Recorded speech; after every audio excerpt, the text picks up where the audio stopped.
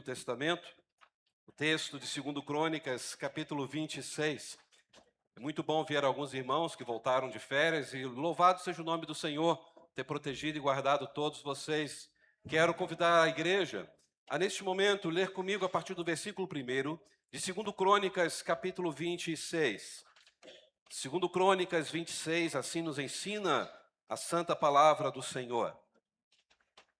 Então, todo o povo de Judá proclamou rei a Uzias, de 16 anos de idade, no lugar do seu pai, Amazias. E foi ele que reconquistou e reconstruiu a cidade de Elate para Judá, depois que Amazias descansou com seus antepassados. Uzias tinha 16 anos de idade quando se tornou rei e reinou 52 anos em Jerusalém. Sua mãe era de Jerusalém e chamava-se Jecolias. E ele fez o que o Senhor aprova, tal como seu pai Amazias. E buscou a Deus durante a vida de Zacarias, que o instruiu no temor de Deus. Enquanto buscou o Senhor, Deus o fez prosperar. Vamos falar de novo? Enquanto buscou ao Senhor, Deus o fez prosperar. Pai, como é bom poder ler a Tua santa palavra. Nós reconhecemos, ó Deus, que a Tua palavra lida e explicada é o Senhor falando de uma forma muito especial aos nossos corações. Estamos aqui, ó Deus, sedentos por entender o Teu recado para as nossas vidas. E, ó Deus, não queremos só entender o Teu recado, queremos também praticar em nossa vida diária. Abençoe minha vida, ó Deus, como instrumento nas Tuas mãos, para que o louvor, a glória, o domínio e o poder sejam dados somente ao nome de Jesus Cristo. E é nesse nome que nós oramos, aquele que é a razão da nossa vida. Amém e amém. Meus irmãos, é incrível que as pessoas frequentemente expressam suas vidas de forma de metáforas externas. Como assim? Essas metáforas podem ser expressadas através de roupa. Você vai ver pelo estilo de roupa que a pessoa usa, o que ela está querendo dizer, como é a vida dela. Outros, através de joias. Outros tentam expressar através de carros. Outros, através do seu penteado. Outros, através de alguns adesivos que ela gosta de colocar na sua casa, no seu guarda-roupa, na sua geladeira, até no seu automóvel também. Outras tentam expressar até mesmo com tatuagens. Ou seja, as pessoas tentam expressar metaforicamente a sua vida, aquilo que elas pensam, através desses gestos. Exemplo, se você é daquela pessoa que pensa que a vida é uma festa, qual será o principal objetivo da sua vida? Se a vida para você é uma festa, você quer se divertir, não é assim? Se a vida é uma festa, a diversão será o seu maior objetivo. Se você acha que a vida é uma corrida, certamente você será daqueles que valorizará a velocidade e provavelmente estará apresentando, para todos ao seu redor que você é uma pessoa apressada o tempo todo, faz tudo correndo. Se você vê a vida como uma maratona, você vai valorizar a resistência.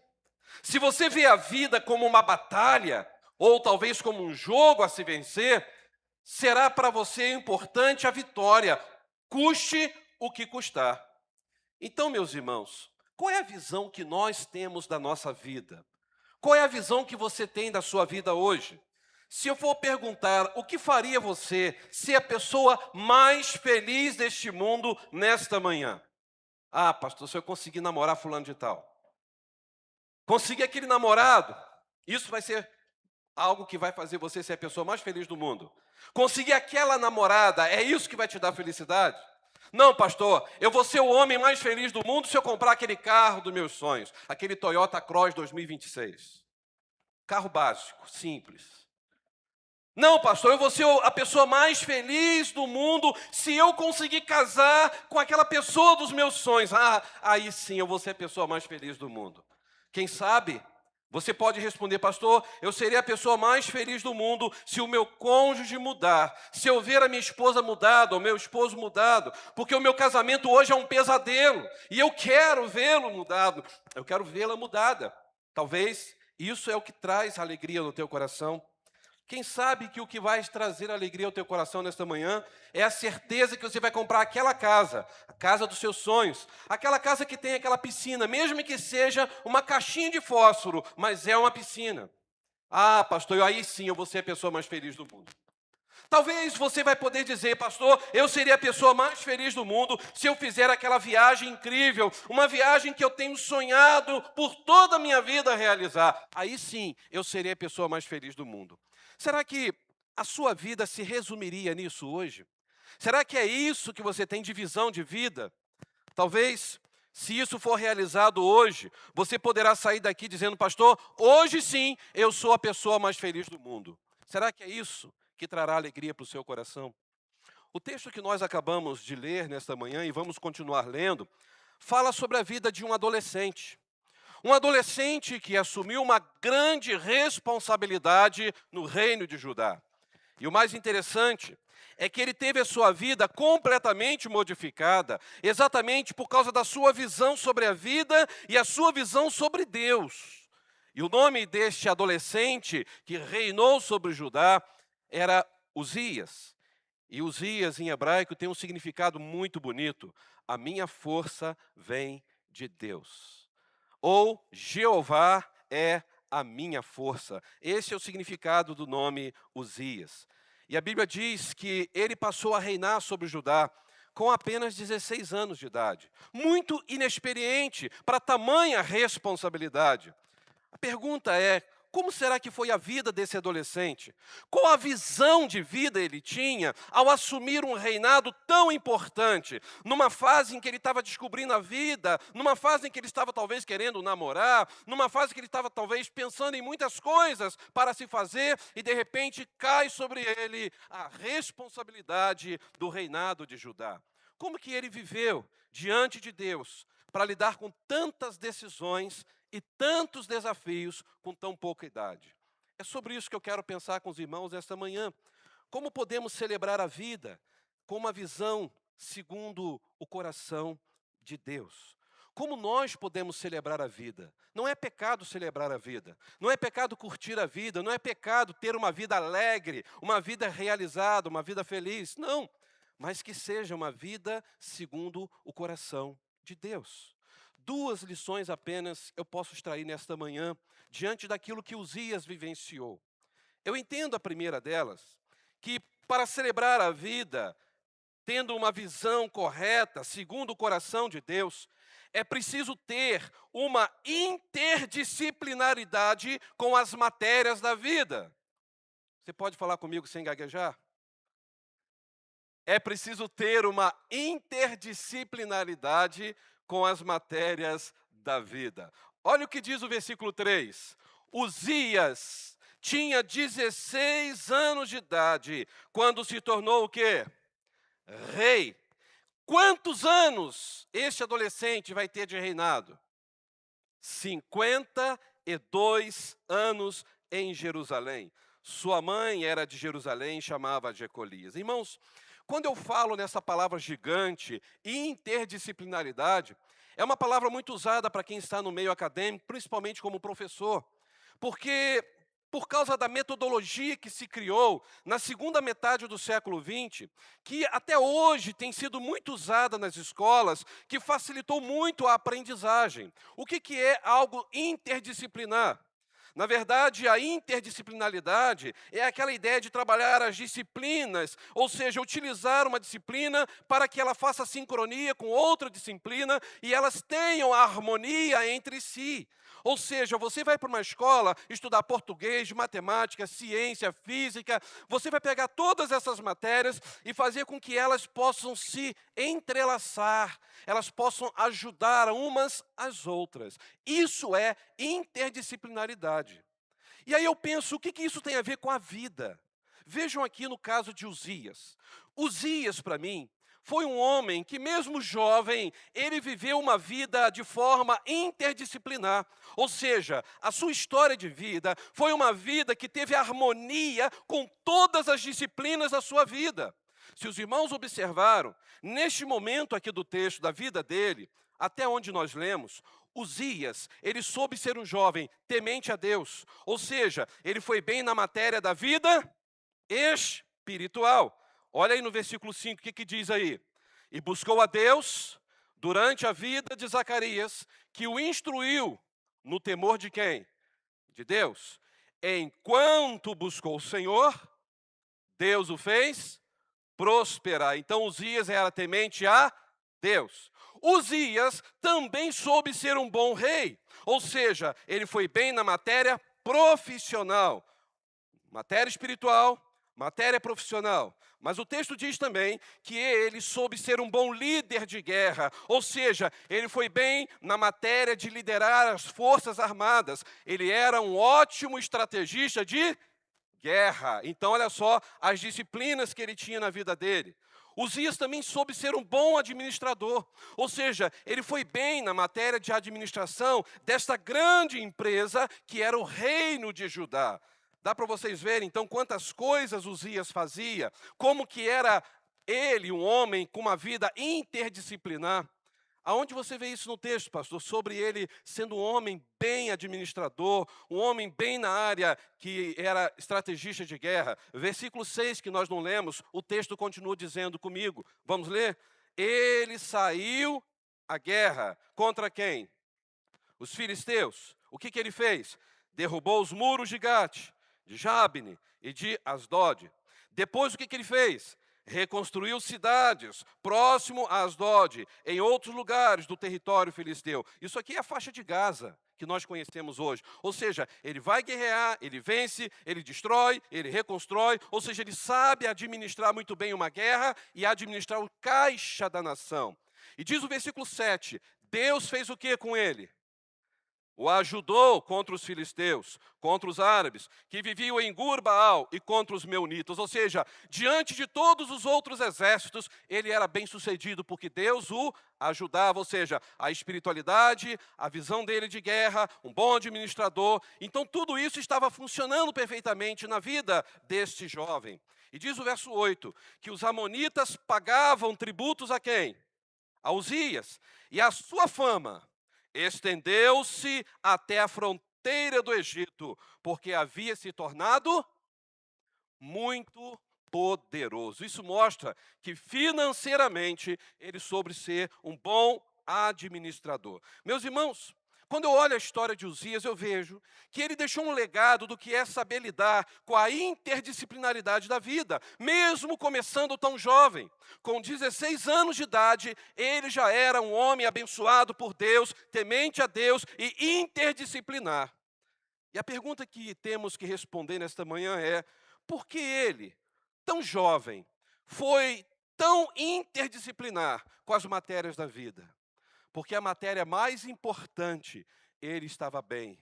Ele servia a Deus com inteireza de coração. Meus irmãos, é por isso que nas outras matérias da sua vida, tudo funcionava sincronicamente. Tudo estava bem sucedido, porque Uzias era temente a Deus. Aqui está a chave do nosso sucesso, ser temente a Deus. E é incrível que existem muitas pessoas que só sabem lidar com uma matéria em suas vidas. Ou seja, são excelentes profissionais, mas são péssimos em relacionamentos. São péssimos pais, péssimas mães, péssimos filhos, mas como profissional são de arrancar aplausos. Ou seja, tem uma vida exemplar profissionalmente, mas uma vida zero diante dos seus relacionamentos. Não é interdisciplinar.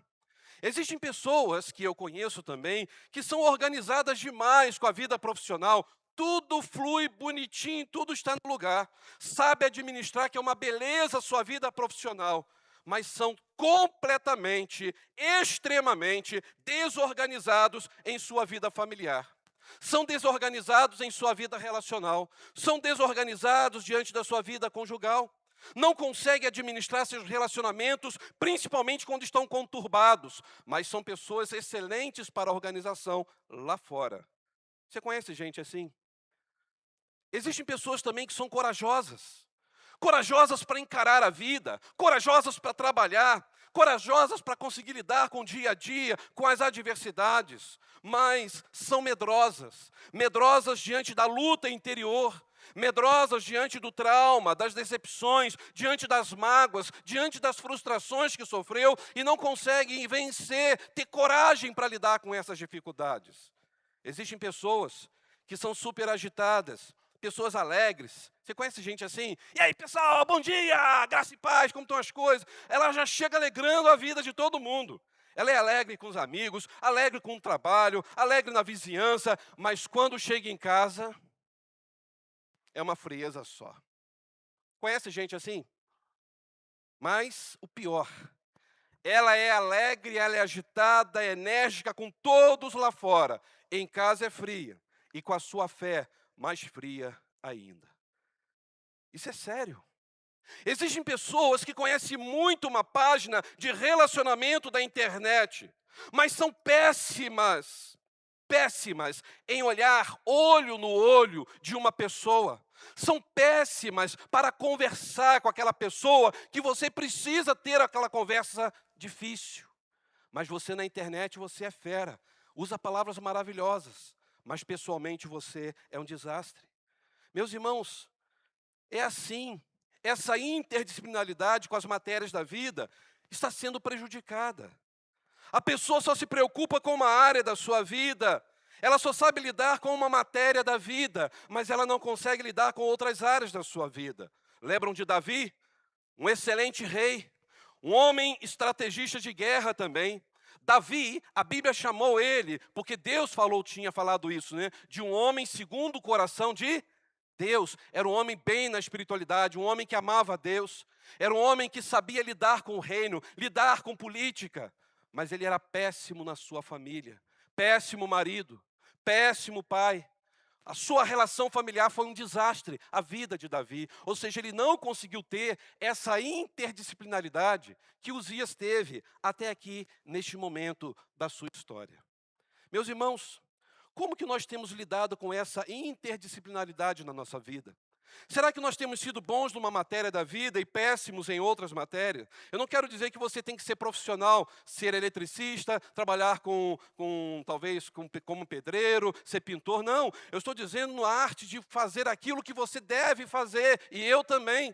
Devemos trabalhar, devemos nos relacionar, devemos ter a nossa espiritualidade, devemos cuidar bem das nossas finanças, ou seja, isso são áreas básicas da nossa vida. Será que nós temos sido bons na matéria da vida que nós entendemos que é a vida financeira, mas péssimo como alguém que se relaciona em casa ou até com os irmãos? Será que não é isso que tem tirado de nós o brilho da vida que Deus deseja para cada um de nós? Meus irmãos, muitas vezes nós não conseguimos manter essa sincronia com as outras disciplinas da vida por achar que a gente não precisa. Pastor, eu não preciso disso não. Para mim está tudo bem do jeito que eu vivo. E assim o seu egoísmo, a arrogância, faz você ser mestre somente de uma área da sua vida, mas das outras você está caindo e cada dia mais prejudicando. Se vocês olharem para Uzias, até nesse momento da sua vida ele estava indo muito bem com Deus. É por isso que a sua vida interdisciplinar estava perfeita, havia uma harmonia. Veja como que Uzias estava vivendo o melhor momento da sua história. Vamos ler o verso 9? Uzias fez o que logo depois? Construiu torres fortificadas em Jerusalém, junto à porta da esquina, à porta do vale, nos cantos do muro. Também construiu o quê? Torres no deserto. Cavou muitas cisternas. Quem tinha água naquela época era rico. Quanto mais cisternas, mais riqueza. E ele cavou. E ele possuía muitos rebanhos na Cefelá e na planície. Ele mantinha trabalhadores em seus campos, em suas vinhas, nas colinas, nas terras férteis, porque gostava de quê? Da agricultura. Olha quanta coisa esse rapaz fazia. Verso 11. Uzias possuía um exército meia boca.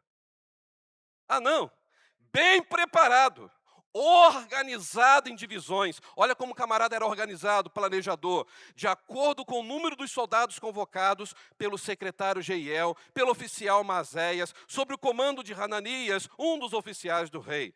O total de chefes de família, no comando dos homens de combate, eram de 2.600. Sob o comando deles, havia um exército de 307.500 homens, treinados para a guerra.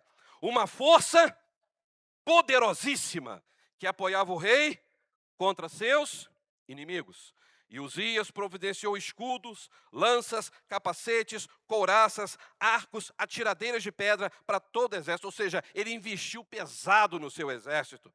E em Jerusalém, construiu máquinas projetadas por peritos para serem usadas nas torres, nas defesas das esquinas, máquinas que atiravam flechas e grandes pedras. E ele foi extraordinariamente ajudado.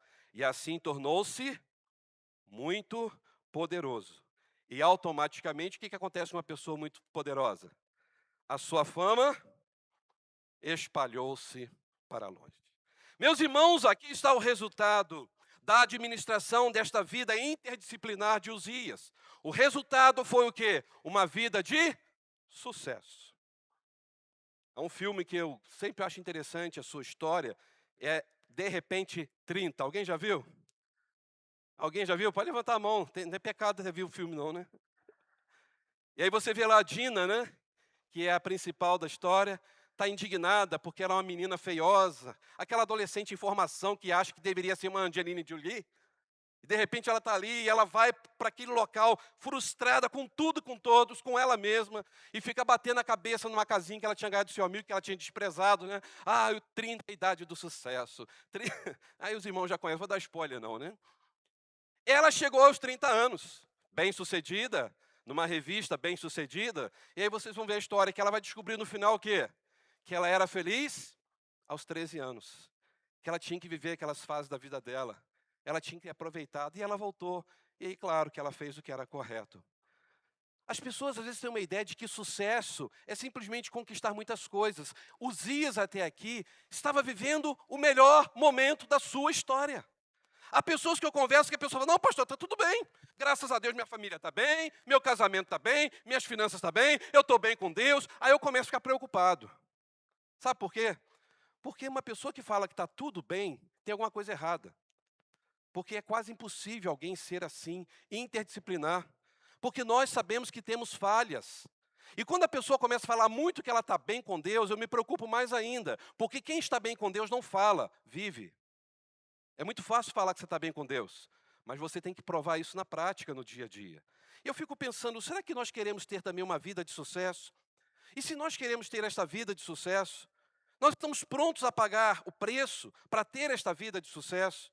A nossa vida, irmãos, é muito curta, ela passa rápido demais. E o que nós estamos fazendo com as matérias da nossa vida? Será que existe alguma matéria na sua vida que está ruim? Pastor, está tudo bem, menos a minha relação com os meus filhos. Não está dando, pastor, eu não consigo dialogar com meus filhos. Então você tem um problema nesta área. O que você está disposto a fazer? O que você está disposta a fazer para melhorar esta área relacional com o seu filho ou com a sua filha? Você está disposto a pagar o preço? Será que essa matéria, você quer investir nela? Meus irmãos, talvez seja este momento de acertar a harmonia entre as matérias da vida, antes que você venha se lamentar daqui a pouco, porque você não quis investir naquela área que estava enfraquecida. Se vocês olharem, Uzias, enquanto foi um adolescente consagrado, ele viveu segundo o coração de Deus. A sua visão era essa, eu quero agradar a Deus e Deus vai me abençoar a ser bem-sucedido em todas as áreas da minha vida. E isso aconteceu. Ele soube viver na sua juventude esta interdisciplinaridade na sua história. E é exatamente isso que Deus quer que nós tenhamos. Mesmo que tenhamos fraquezas em algumas áreas, Deus quer que a gente invista naquela área que nós somos fracos, para que a gente possa experimentar também, ter uma vida próspera, uma vida abençoada, uma vida em que todos possam ver em nós a manifestação da graça e da glória do Senhor. Meus irmãos, Deus quer que cada um aqui descanse nele, as ansiedades que cada um tem no coração, porque nós temos certeza que Deus tem cuidado de nós. Independentemente do que possa ocorrer, Deus sempre conduz o leme da nossa história, nos guia por pastos verdejantes. Mas se algo de ruim acontecer, Deus, na nossa história, nos fortalece, nos levanta, porque Ele prometeu que estaria conosco todos os dias, até a consumação dos séculos. Será que você consegue crer nisso? Esta primeira lição na vida de Uzias me ensina isso. Ele foi um homem temente a Deus, um garoto ainda, temente a Deus, que conseguiu com a sua vida espiritual sincronizar todas as matérias da sua vida. E tudo culminou para que o nome do Senhor fosse glorificado. A segunda lição e a última. Se queremos celebrar a vida, nós temos que ter esta visão de viver segundo o coração de Deus. E para isso, precisaremos ter resiliência espiritual. Vamos falar juntos? Resiliência espiritual. O que é resiliência? O que é resiliência? Chamar alguém de resiliente é a definição de algo que você pode amassar aquele copo de plástico e aí você volta, assopra. Ele vai ficar um pouquinho amassadinho, mas ele volta ao normal depois daquela grande tensão. Ou seja, a resiliência é quando os objetos são deformados por uma força externa, mas logo voltam ao estado natural quando essa força é cessada. Ou seja, ele ficou mais amassado, mas ele não está destruído. É por isso que quando nós pensamos na palavra resiliência, nós temos que entender que temos que ser resiliente na nossa vida espiritual. Porque o que fez Uzias ser o que ele era porque ele era temente a Deus. Ele buscava a Deus de todo o coração. E se nós queremos ser resilientes na vida, porque as adversidades vêm com pressão.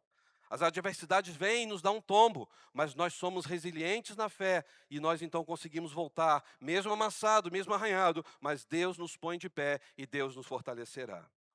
O resiliente, ele volta ao normal depois da provação, depois da dor, depois dos acidentes, depois da tentação que ele enfrentou. Então eu entendo, irmãos, que assim é a vida espiritual, porque a resiliência espiritual é quando o cristão consegue se manter fiel na presença de Jesus depois das tribulações.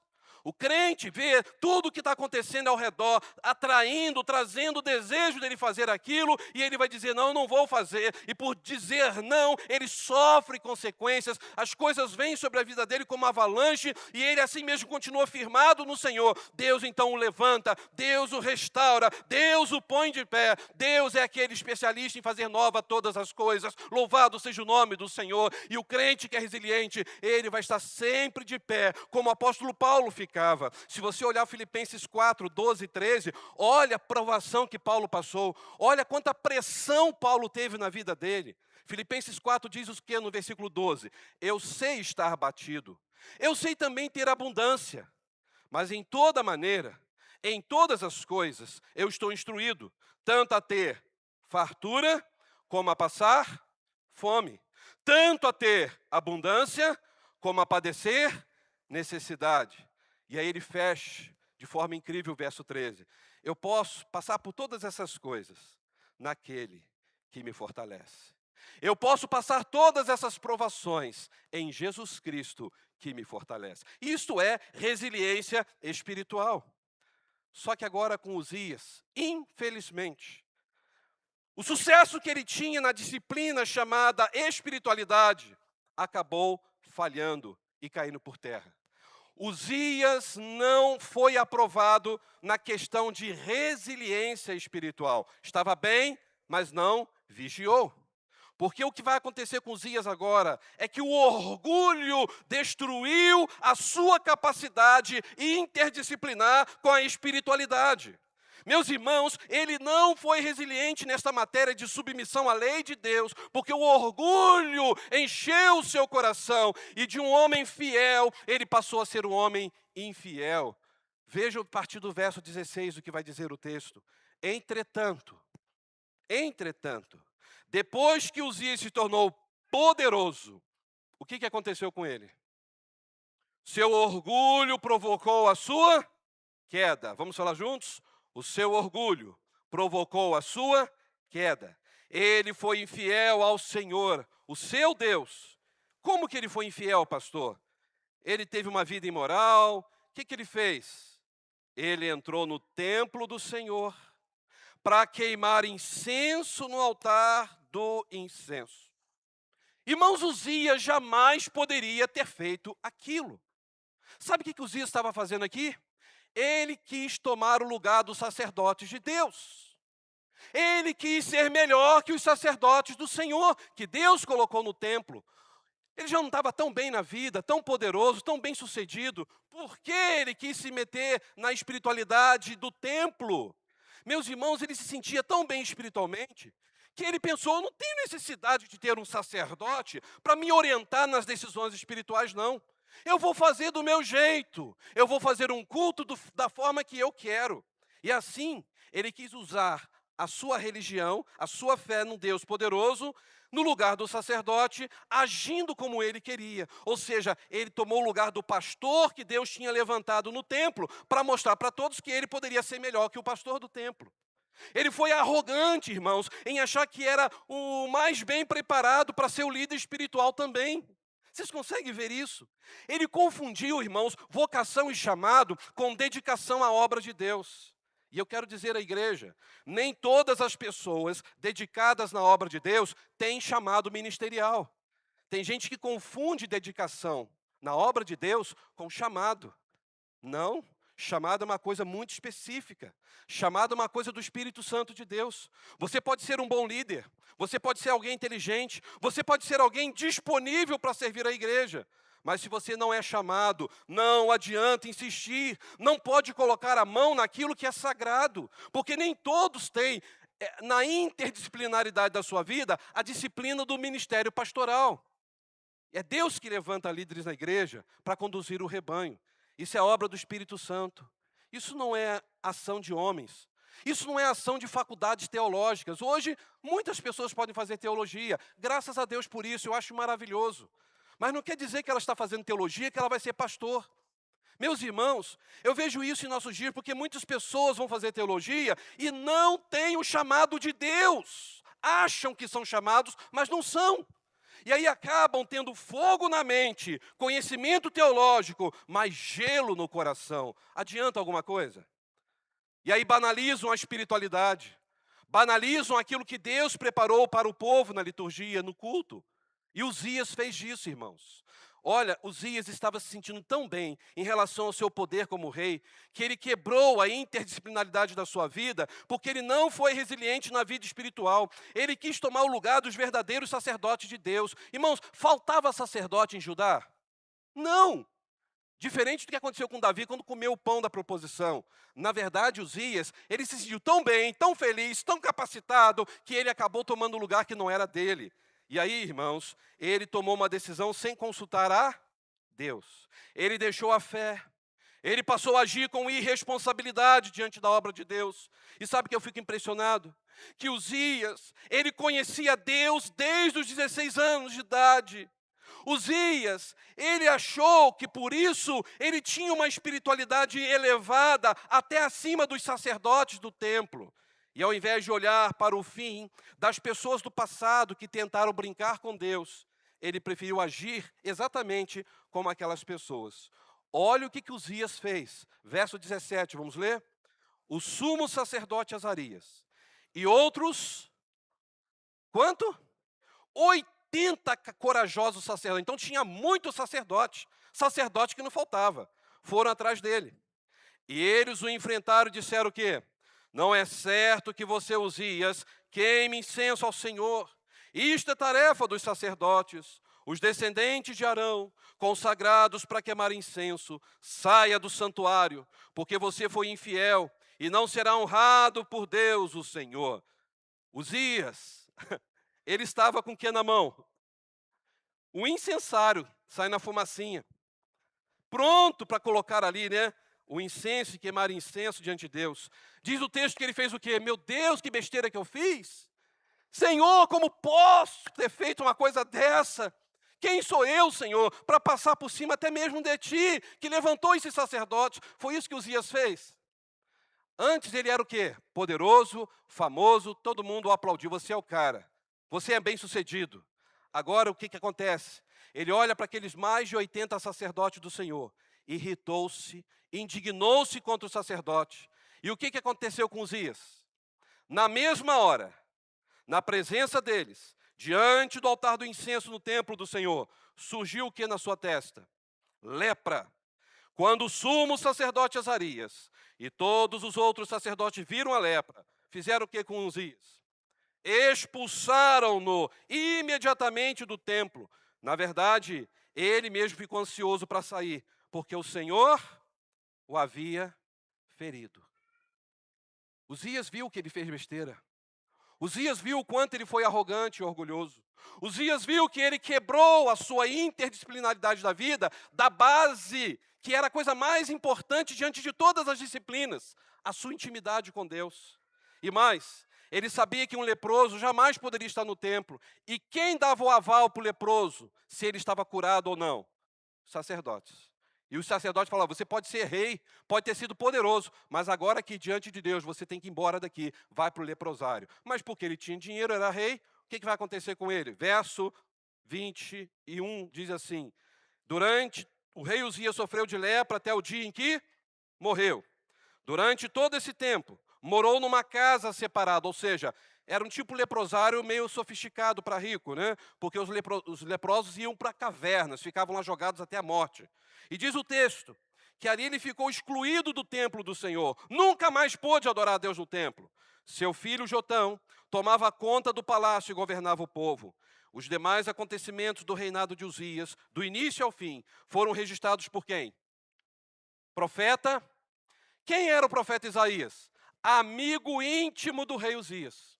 Amigo pessoal do rei Uzias. Isaías viu Uzias fazendo tudo aquilo.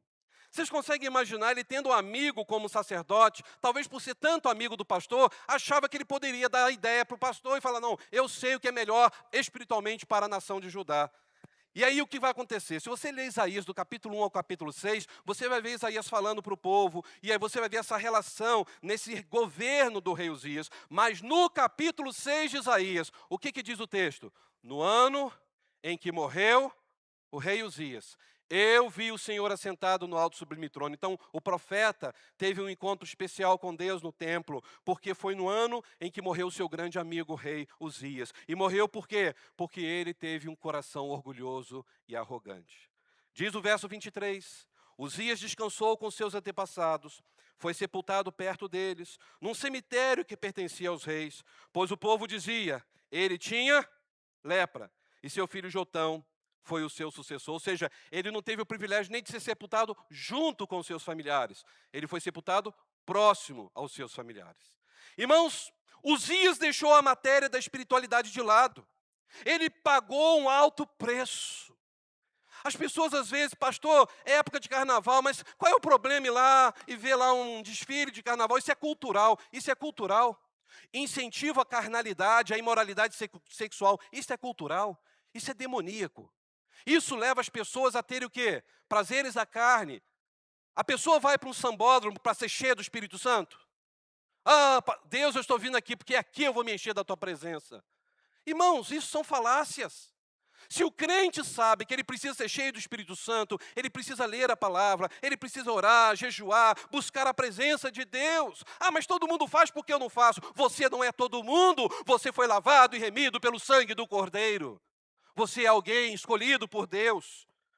Quantos que estão fazendo isso hoje na sua vida, estão se aventurando pelo mundo, numa vida de pecado, não estão sendo resilientes na fé, foram criados na igreja, aprenderam o beabá da palavra de Deus, fizeram amizades na igreja, cresceram, se afastaram da fé. E pior, se afastaram porque alguém magoou, alguém os chateou, mas não foi Deus que fez isso com você.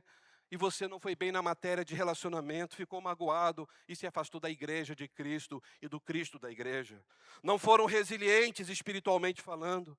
E as pessoas que não são resilientes na vida espiritual vão colher vergonha, humilhação, desastre. Irmãos, Uzias se esqueceu da sua essência. Uzias esqueceu do seu próprio nome, porque o nome de Uzias significa o quê? Jeová é a minha força. Na hora que ele entrou e os sacerdotes chamaram a atenção dele, veio na cabeça dele, quem esse sacerdote pensa que são? Eu sou o rei, eu sou o grande rei. Qual seria naquele momento a atitude dele? Deus, me ajude, eu estou fazendo tudo errado, não estou, Senhor? Fala comigo. E Deus ia falar com ele, você está, pare com isso agora. E ele iria parar. Mas ele estava tão se achando o melhor, que ele não deu ouvidos, ou seja, ele não fez valer o seu nome, ele não se fortaleceu em Deus.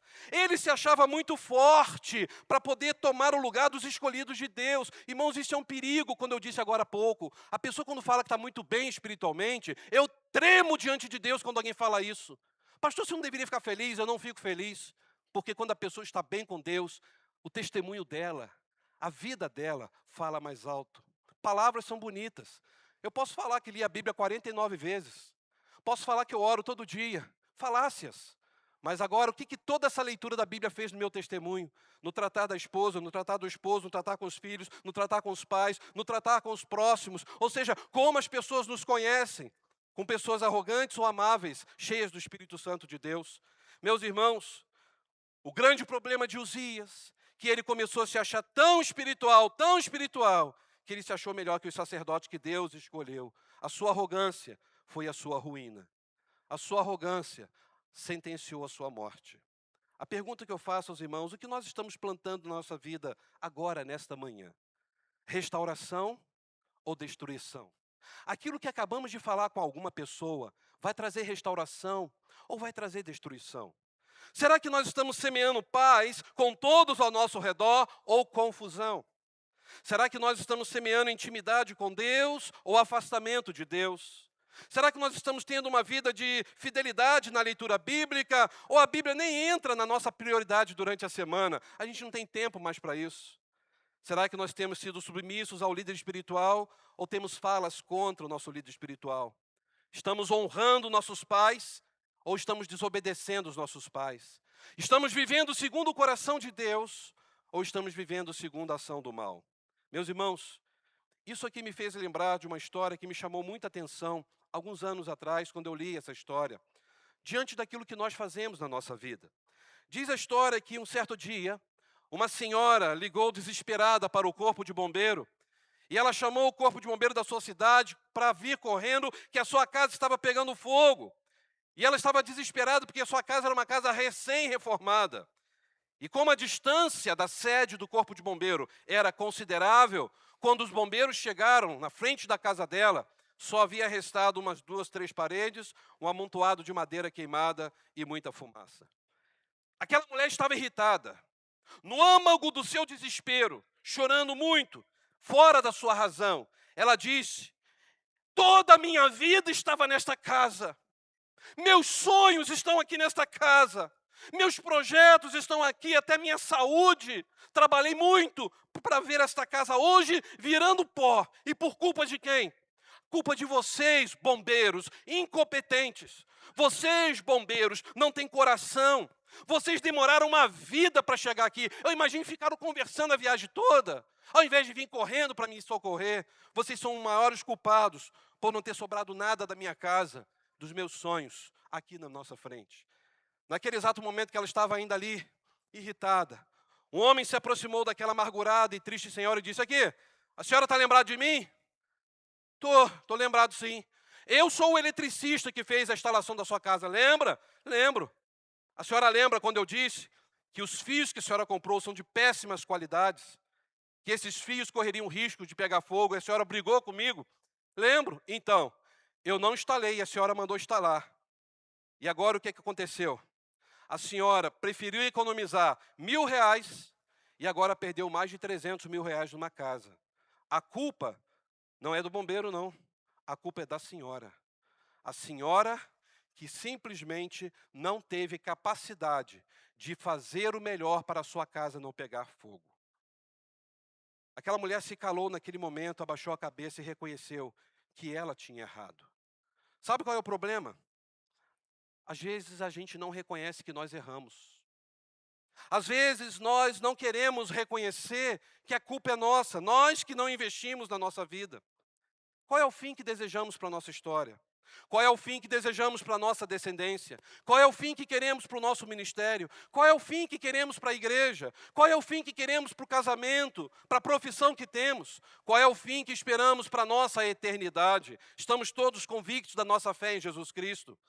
Talvez o que tenha faltado hoje para o povo de Deus é ser mais resilientes espiritualmente falando. Mesmo com todas as provas que as pessoas têm da presença de Deus, a pessoa não consegue se firmar na presença de Deus. A pressão vai amassando e ela continua amassada. E quem sabe não seja este o momento de você voltar ao primeiro amor e ser novamente aquela pessoa segundo o coração de Deus, com uma visão do que é algo espiritual, com uma visão de quem Deus é na sua história, com uma visão de alguém que é perdoador, que é alguém que vai viver uma vida santa, alguém que vai trazer restauração nos relacionamentos, alguém resiliente na fé. Talvez seja esse o momento de sermos diferentes de Uzias, mas sermos iguais a Uzias do capítulo que nós estamos lendo, 2 Crônicas 26, no verso 4 e 5, porque lá diz que enquanto ele buscava ao Senhor, Deus o fazia prosperar. Enquanto buscarmos ao Senhor, Deus nos abençoará, Deus nos fará ser próspero. Talvez seja este o momento de você chegar e falar: Senhor, de fato eu tenho vivido longe de Ti. Senhor, de fato eu fiquei magoado com aquilo que fizeram comigo.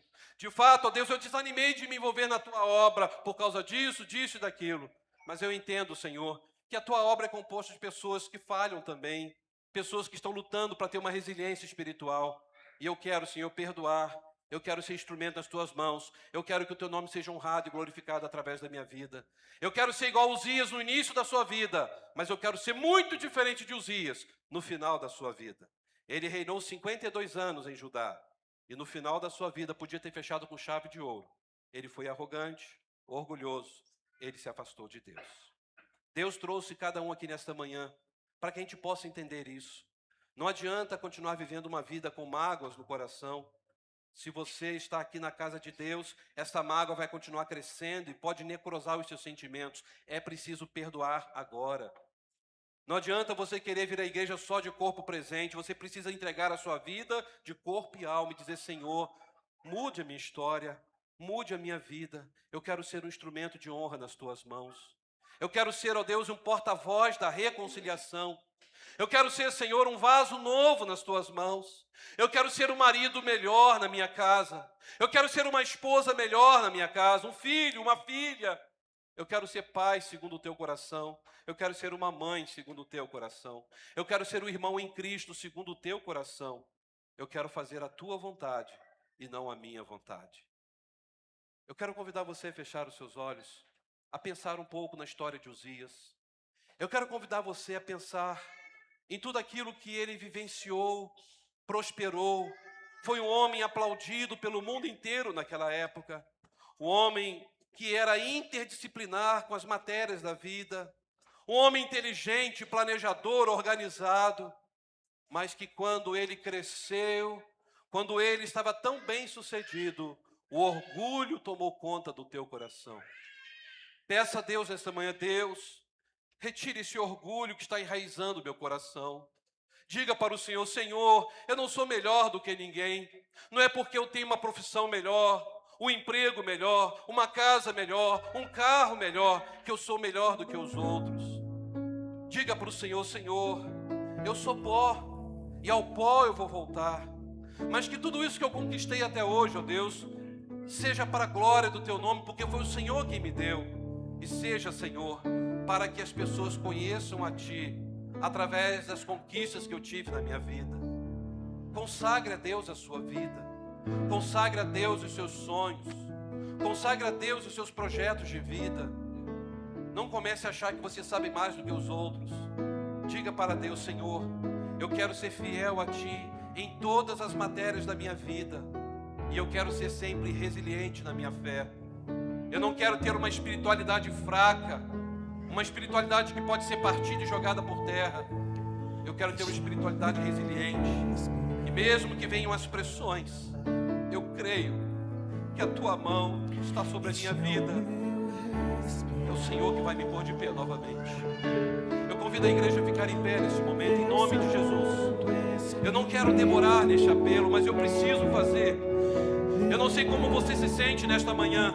Talvez hoje você esteja vivendo a melhor fase da sua vida. Glória a Deus. Cuidado, cuidado, porque o orgulho pode chegar na sua cabeça e pode ser um grande tombo na sua história.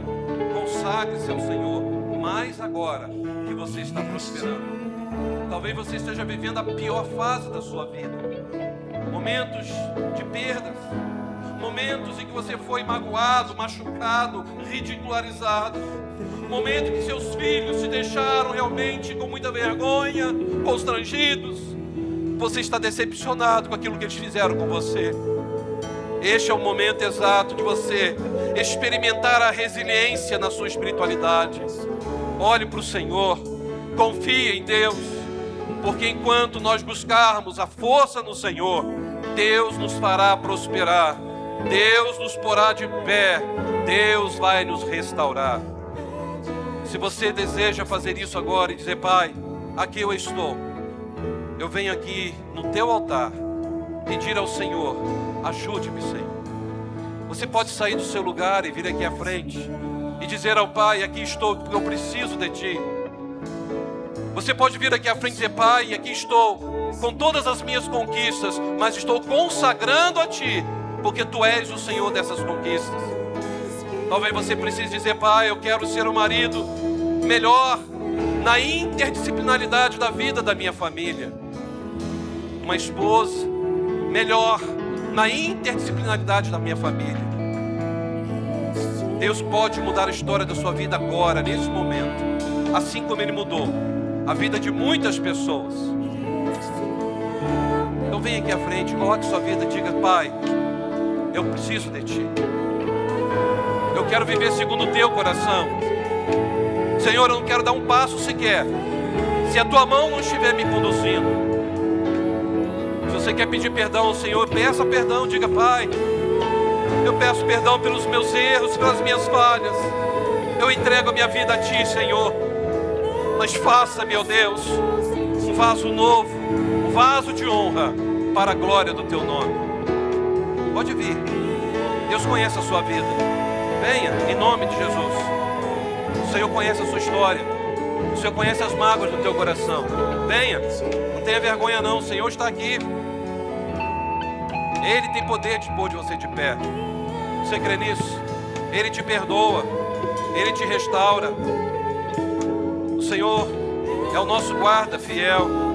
Pode vir, Deus abençoe. Venha. Você pode estar afastado do Evangelho, então venha. O Senhor quer que você mude, a partir de hoje, o seu jeito de ser. Consagre a sua vida ao Senhor. Entregue o teu caminho ao Senhor. Confie nele, porque o mais Ele fará. Pode vir. Jovem, criança, adolescente, adulto. Uzias tinha apenas 16 anos e fez o que era reto aos olhos de Deus. Mas ele acabou prejudicando a sua história lá no final. Pode vir. Eu quero orar por você. Eu vou encerrar esse momento, mas eu preciso orar por você. Venha, não tenha vergonha. O Senhor conhece a sua história. Deus abençoe. Pode vir. O Senhor sabe por onde você andou. O Senhor sabe dos seus tombos. O Senhor conhece os erros que você teve. Venha. O Senhor te abençoe. Venha. Mais alguém? Pode vir. Ó Deus, eu te agradeço, ó Deus, porque o Senhor é o Deus do recomeço. Te agradeço, Senhor, porque sabemos que na interdisciplinaridade da nossa vida, o Senhor nos dá o privilégio, ó Deus, de consagrar todas as áreas da nossa vida ao Senhor. Sabemos, ó Deus, que iremos ser bem-sucedidos em tudo que fizermos, porque é o Senhor quem nos dará o sucesso. É do Senhor que vem a vitória, não de nós. Ó Pai, retire de nós todo o orgulho. Retire de nós, ó Deus, todo aquele sentimento que está nos atrapalhando, ó Deus, a ser um cristão mais humilde, mais amável, mais perdoador. Ajuda-nos, ó Deus, para que possamos ouvir mais e falar menos, para que possamos ser instrumento de glória nas Tuas mãos. Ó meu Senhor, nos perdoe se temos falhado em algum momento, ó Pai. Se temos falhado, ó Deus, achando que somos mais sábios do que o próximo. Ajuda-nos, ó Deus, a falar com a sabedoria dos céus, a falar com a sabedoria da Tua palavra, não com aquilo que achamos que nós temos. Eu peço a Tua bênção, meu Deus, sobre cada vida que veio aqui agora. O Senhor conhece cada história, o Senhor sabe o que cada um está passando, talvez vivendo o melhor momento, talvez o pior momento. Não importa, Senhor, o que importa é saber que o Senhor estará presente conosco em todos os momentos. É saber que o Senhor nunca nos abandonará. É saber, ó Deus, que vamos continuar marchando com a cabeça erguida, olhando para Jesus, autor e consumador da nossa fé. Cremos, ó Deus, que o Senhor está conosco em todos os momentos da nossa história. Agora, ó Pai, eu entrego essas vidas no Teu altar e faço essa oração porque eu confio em Ti. E eu creio que o Senhor, ó Deus, tem sempre o melhor para as nossas vidas. Ó Deus, que toda ação do mal sobre essas vidas caiam por terra, Senhor, em nome de Jesus. E que possam sair daqui completamente revigorados, cheios do Teu Espírito Santo. Eu faço esta oração agradecido em nome de Cristo, a razão da nossa vida. Amém e amém. Você pode dar um abraço a quem está do seu lado? Se você abraçou a mesma pessoa, não adianta, né? Abraça alguém diferente aí na sua vida, aí do lado da sua. Pode abraçar quem está do seu lado, sai do seu lugar. Diga, o Senhor é contigo. O Senhor é com vocês. O Senhor é com vocês, tá?